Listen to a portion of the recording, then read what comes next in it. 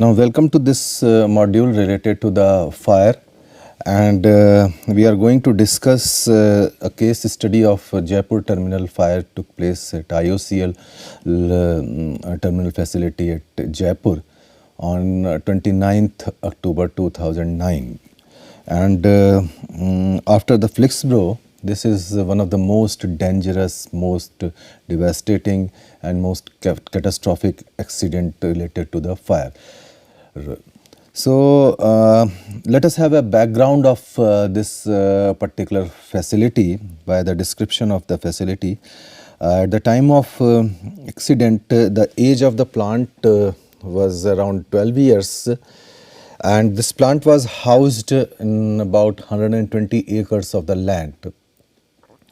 Now, the plant housed the facilities for the marketing terminal of IOCL, and they were having 11 storage tanks of kerosene, motor spirit and high speed diesel.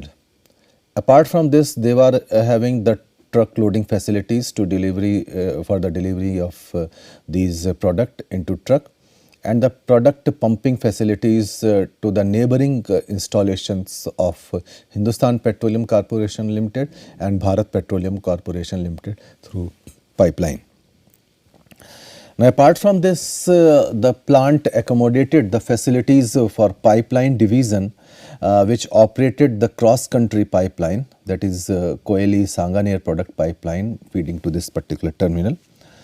And the marketing terminal occupied around 105 acres of the pipeline division facilities, which was located in 15 acres in the northeast corner of the particular facility.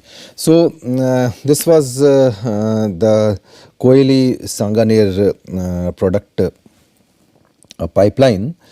Here this is the Sanganer. So, this is the oil pipeline network of IOCL. So, they are having some existing product pipeline, some crude pipeline. They are well connected with the various refineries of Indian Oil Corporation.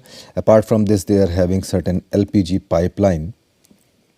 So, this is the piping network of Indian Oil Corporation.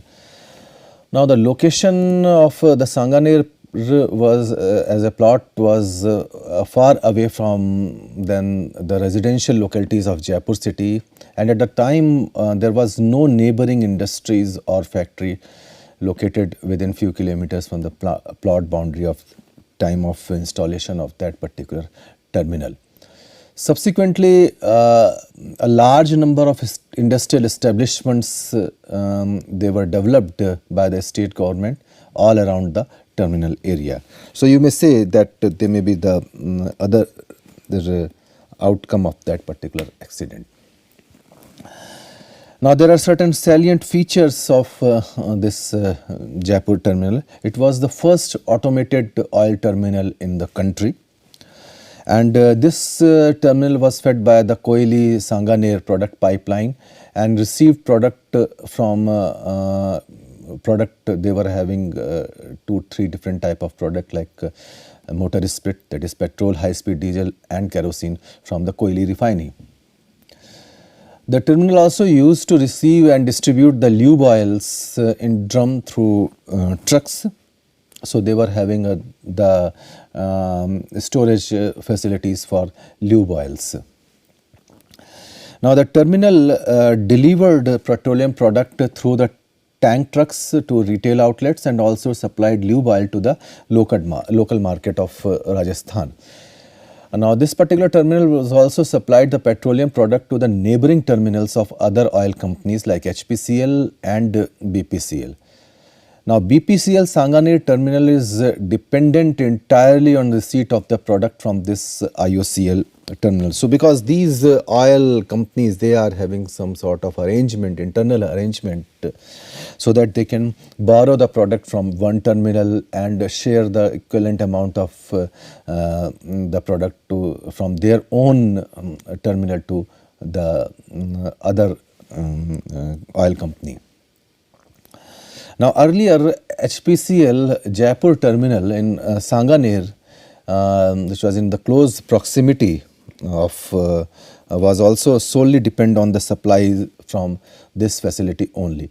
So, but after the commissioning of Mundra Delhi pipeline MDPL, the HPCL's Jaipur terminal at Sanganer has been closed down for operation since the commissioning of HPCL's own pipeline terminal at Bagaru. This is only 30 kilometers from Jaipur. So you can see in this the Mundra Delhi pipeline. So you can see that they are having its own terminal.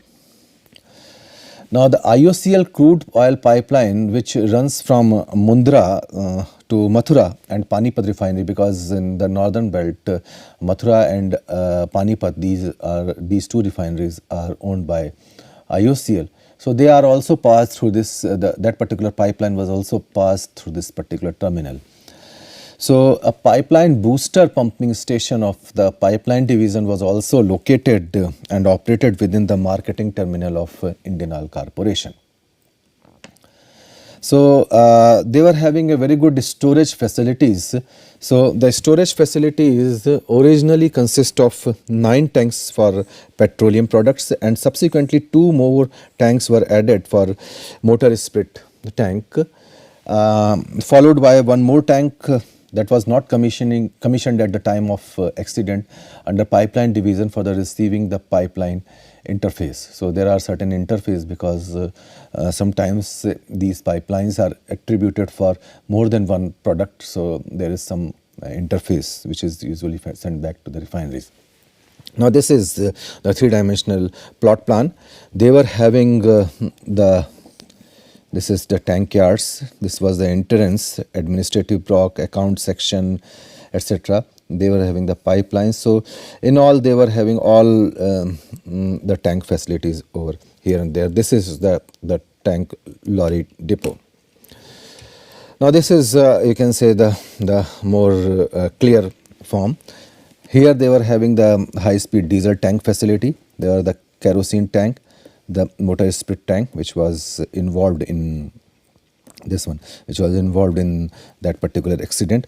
They were having the lube warehousing apart from the security gate, and adjacent to the security gate they are having one inverter factory that is called the Genus factory, and this was the pipeline installation, and this is the tank cart loading facilities, etc. This was having the exchange pit. So while we are having the continued discussion about the storage facilities, so underground tanks, they were having the 5 in number, and each of having was the capacity of 70 kiloliters for the storage of the petroleum product. So each tank had facilities on 3 modes, and that is important, and that was the main crust of the accident. One mode was the pipeline receipt. So when the material is coming to the through the pipeline. Second is attributed to the inter-tank transfer, and third one is the dispatch. So you can say these two facilities, the pipeline receipt and dispatch, they were inlet and outlet, and this one is for the inter-tank. So when you are having 2 tanks in line, so you may connect all these 2 tanks. Apart from this, one is inlet, another one is the outlet. Now this facility was designed in a way that at one time only one mode of dispatch will be carried out, that is either tank lorry or a pipeline transfer. So this is again a very important aspect of this the designing. Now each mode of operation was achieved by a positive isolation of a tank. So the proper safety installation or proper safety devices, they were there. So isolation of the tank from other operation modes using 2 isolation valve, and they are attributed to the gate valve, and they were having a blind or a blank in between them. So the first isolation valve on the tank was provided as the motor operated gate valve, and in the subsequent slides this is referred as MOV, and the second one is the line valve, which is the hand operated gate valve and referred as HOV. Now this they were having a hammer blind valve between the motor operated valve and hand operated valve. Now they were having three push buttons, one for operating the valve when it is pushed, the other for closing the valve when it is pushed, and the third for pausing the movement when it is pushed, for stopping the valve movement. Now these valves can also be operated by means of a hand wheel, just like any other hand operated valve. So the valve was to close automatically in case of power failure as per the original design feature. Sometimes it may be violated. So at the time of the incident and for the past several years, the facility of a remote closing of the valve from control room and automatic closure of the valve on power failure has not been operational. So this facility has been made defunct since 2003. One of the main reason why this accident took place. Now let us have a look about the hammer blind valve. The hammer blind valve, there is a hollow wedge, open eye, and a solid wedge, that is a solid eye, to be used, and depending upon whether one wants to block the line or make the line through a flow like this. This is the opening and this is the complete closure. So whenever it operates, it moves like this direction. So the opening may take place, and if it is like this, then no flow can pass through this particular valve. So there are four different type of HOVs. So this is the crown wheel through which you can control the flow, either close or open. There are several other associated facilities in that particular plant, like pump house. The pump house accommodates 9 pumps, 3 numbers they are dedicated for each products, motor speed, that is petrol, high speed diesel and kerosene, and these pumps are generally electric driven centrifugal pumps. The plant was having the trunk loading facilities referred as TLF.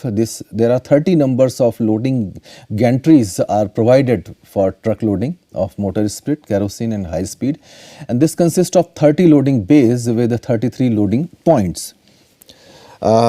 They were having one exchange pit. If you recall in the plot plan, at the corner of the plot, they were having the exchange pit. So for pipeline transfer at the south battery limit, an exchange pit is provided consisting of 2 number of isolation valve. One is HOV, again with the hammer blind type of valve for the positive isolation on each of the product transfer pipeline. They were having a control room. The control room mainly consisted of a digital screen and other instruments, including emergency shutdown procedure for the entire installation. They were having a business community center. This terminal also had the business community center, which housed the backup for the corporate ERP system. And this business community center was provided with a DG set to provide the necessary power backup, which was designed to start on auto mode in case of any power failure in the center. There was a good power protection system. Now this unfortunately this fire protection system was not competent enough to cater the need of entire plant. So this fire water system for marketing division was composed of 2 number of fire water tank as a basic protocol, 3 number of main pumps, diesel operated for fire water network, and foam shed and spray rings around the tanks for both motor spirit and a diesel for cooling purpose in case of adjoining product tank fire. Now you can imagine that all these activities, they were actuated at the time of accident, but they failed. So you can imagine that scenario, and you can imagine that how much quantum of enthalpy generated at the time of that particular accident.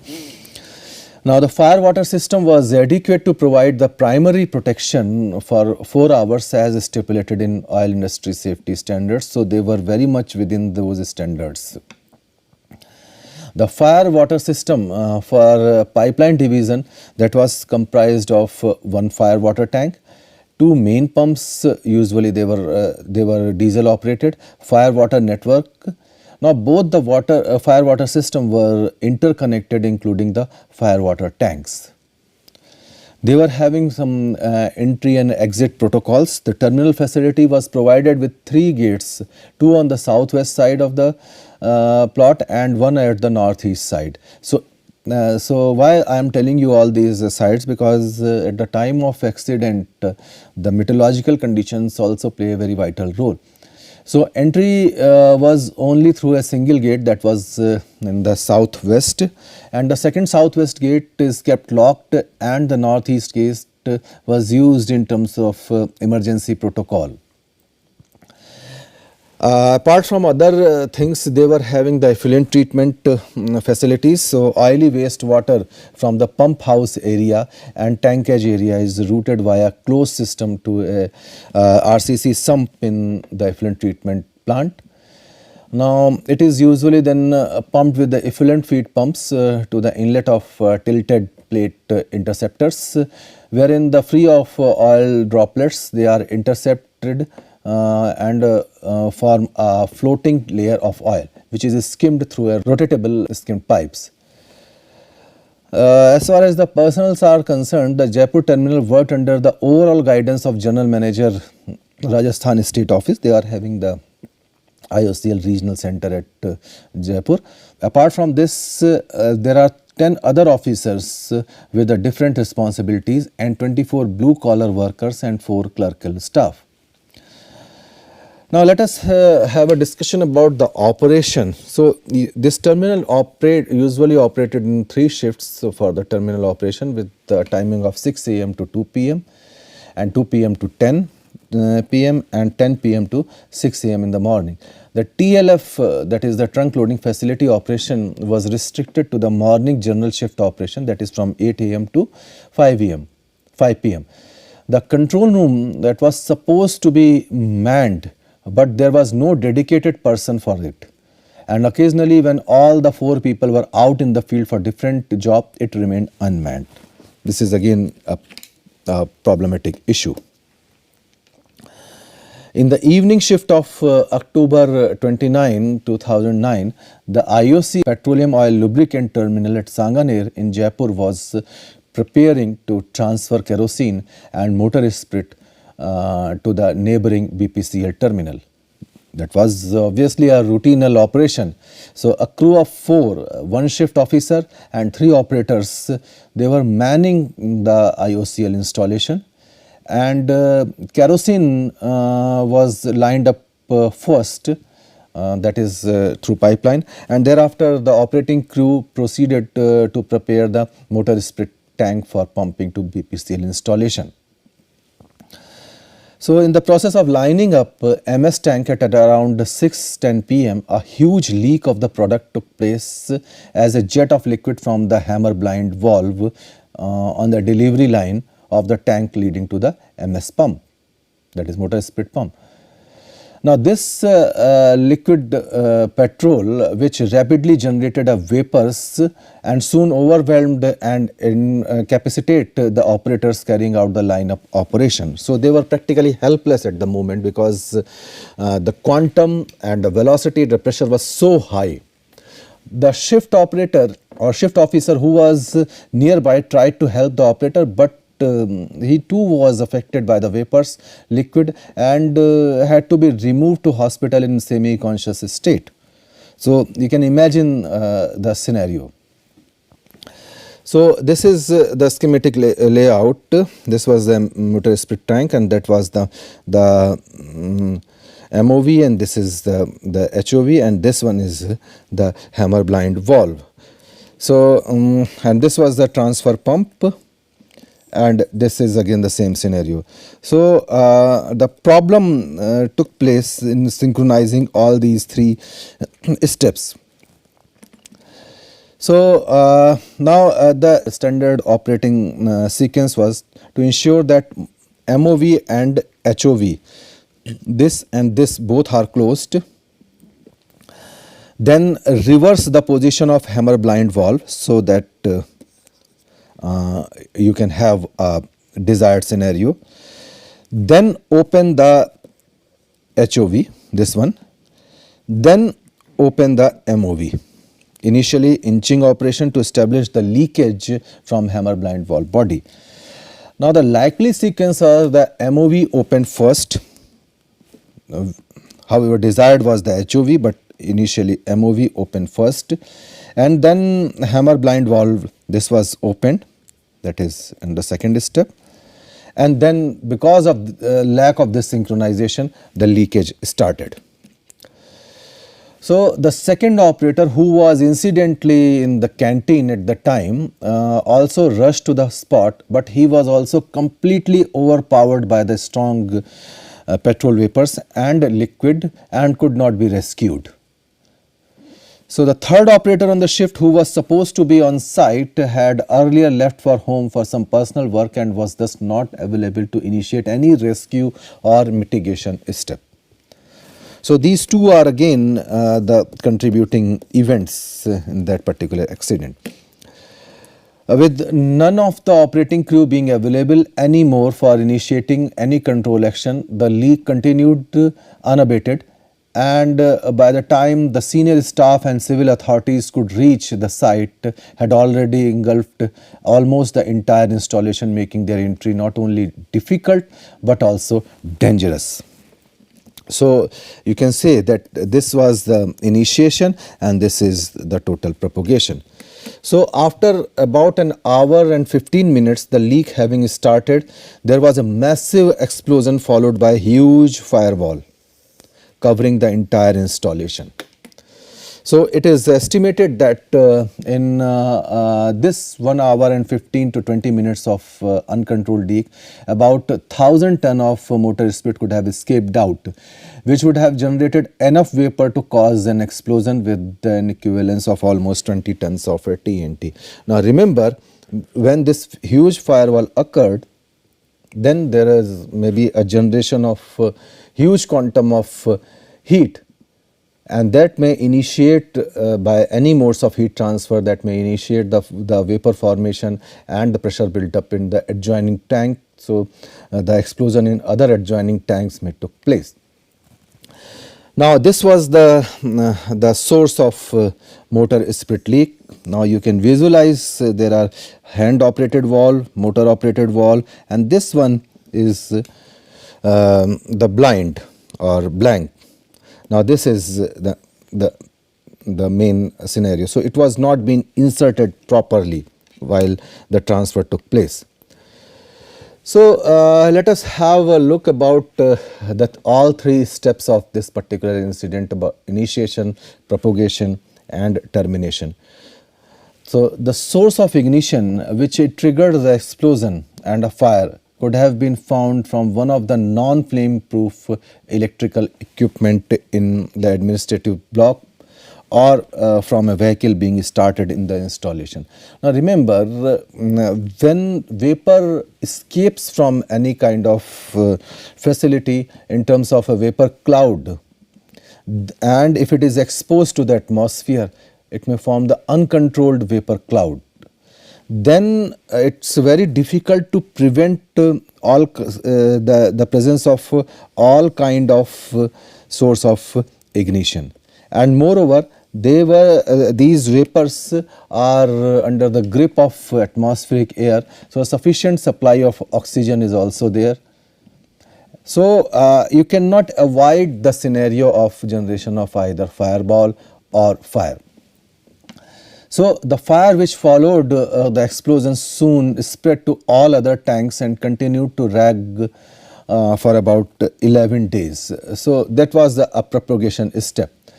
The management of IOCL, they had taken a considered decision to allow the petroleum product to burn out to avoid further possibilities of accident in the installation in the interest of the public safety. So you can say that it is a let it go policy, because practically the quantum of heat was so high at the moment that they were practically helpless to extinguish the fire by the usual methods available as on date.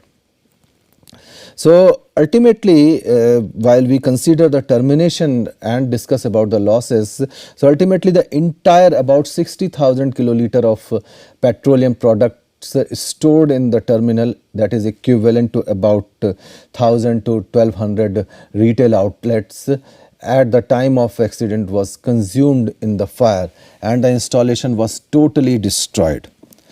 Now, building in the immediate neighborhood were heavily damaged with a minor damage and a window panes breakage occurring up to around 2 kilometers from the site. Now, the reason was when the tanks, they were exploded, the noise or the vibration was so high that all the window panes damaged, some cracks, etc. They took place at the site.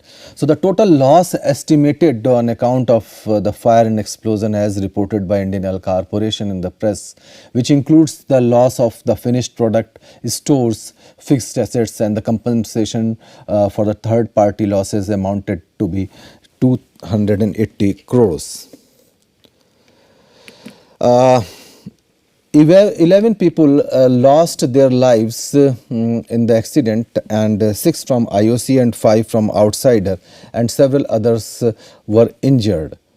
The Ministry of Petroleum and Natural Gas, they immediately thereafter, that is on 30th September 2009, constituted a 7-member independent inquiry committee to inquire into the incident.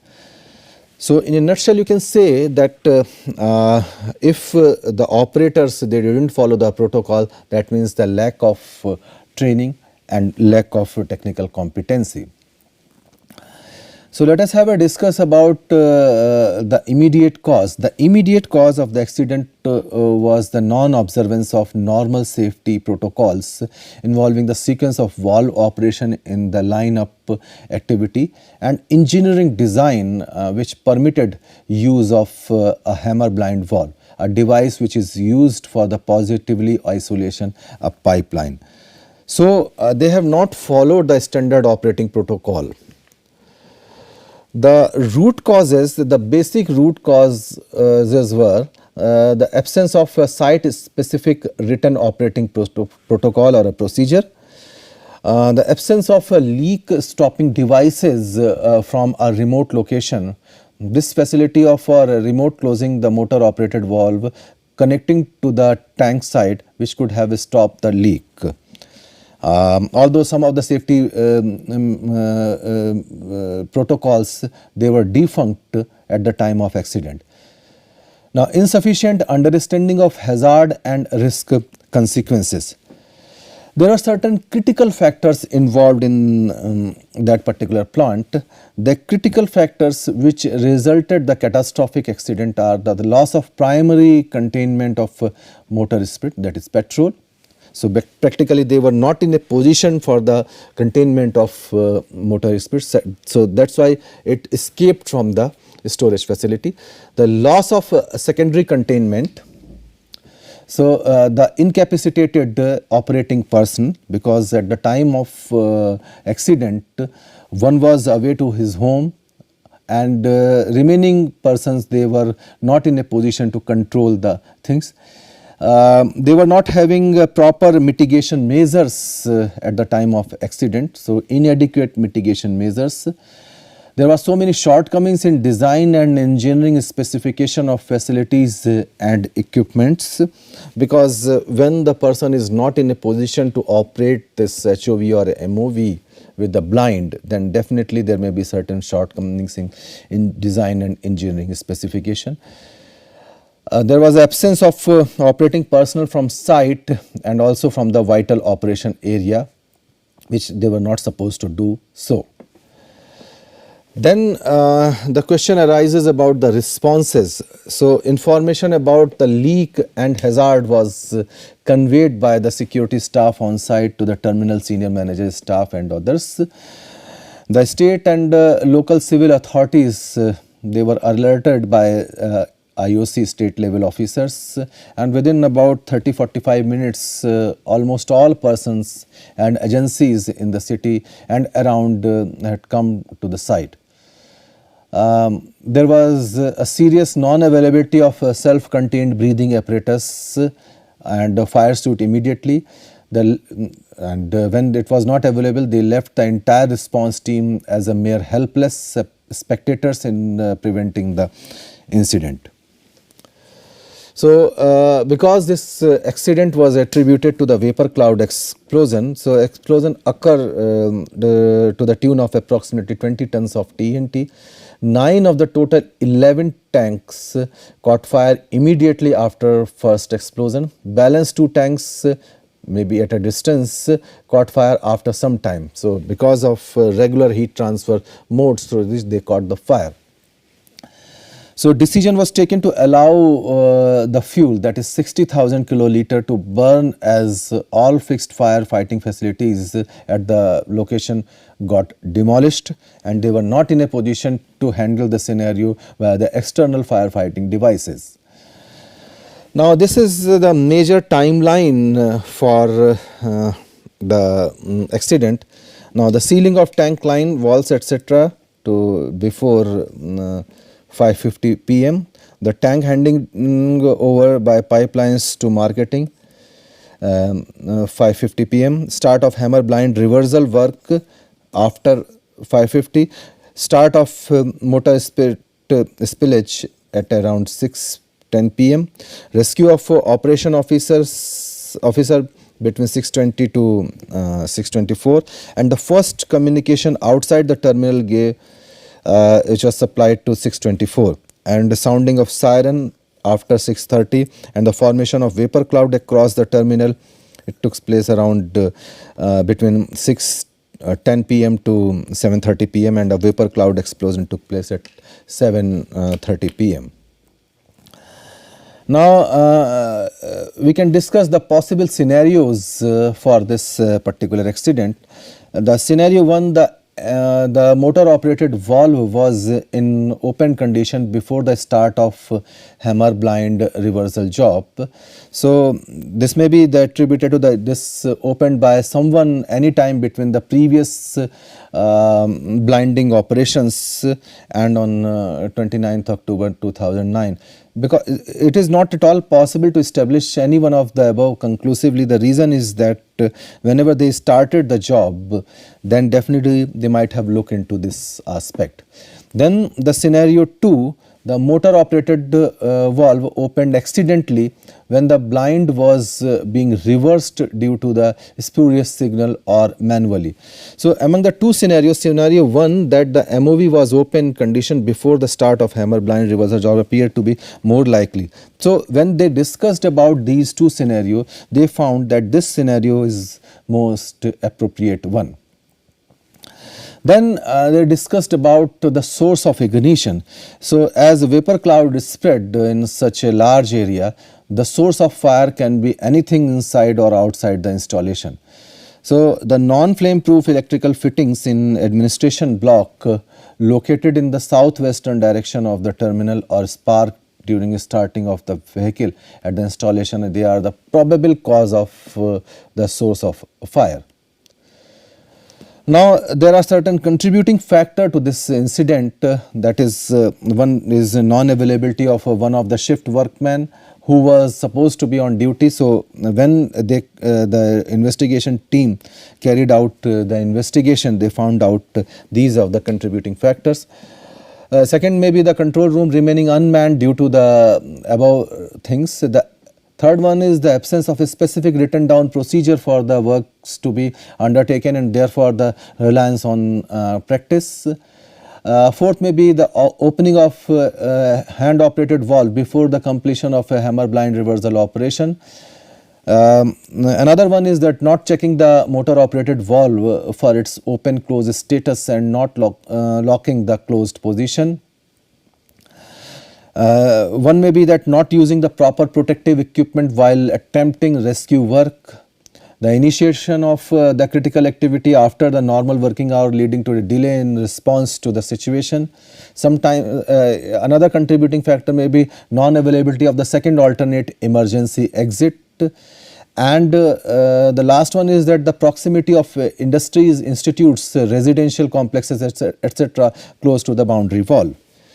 So, based on all the facts and accidents, the Ministry of Petroleum and Natural Gas, Government of India, they constituted an independent 7-member committee headed by Shri M.B. Lal, ex-chairman Hindustan Petroleum Corporation, to inquire to the incident.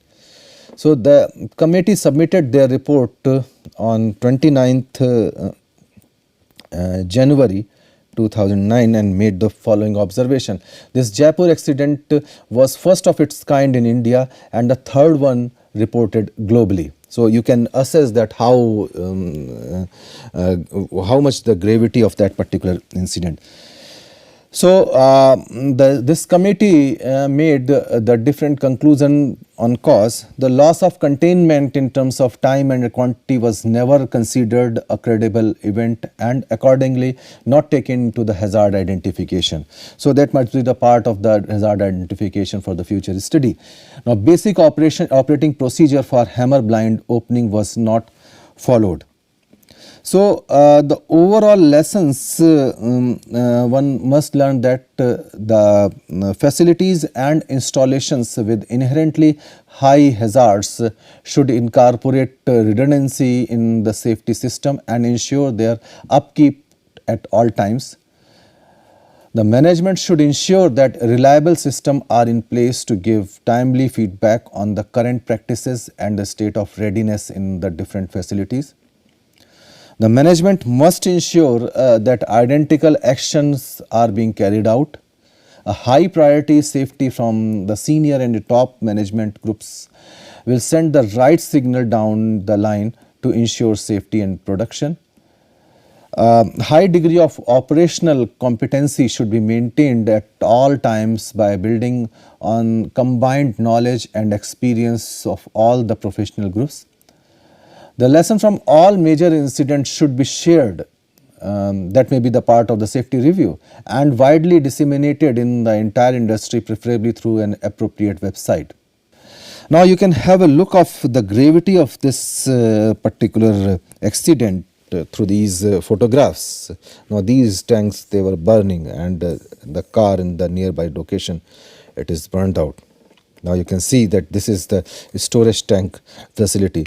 See how much the pressure being built up, so that the entire tank, which is so strength in installation, is collapsed. Now you can see like this. This is the firewall. Now this is the highway nearby that installation, so you can see the gravity of this particular accident. Now people are running around. Now unfortunately we should not install like this. So these are the couple of the photographs which look, they are so which depicts that how much the gravity of that particular accident. Now you can see that after the accident, this was the scenario of the all tanks, those who were there at the time. So you can see the black smokes and flames, they are seen out of an oil depot from the Jaipur. So by this particular case study, we studied that this is, I mean, you can say the latest of in the fire and explosion accident. And again, by not observing the standard operating protocol, this kind of a major accident, they may take place in any kind of establishment. Thank you very much.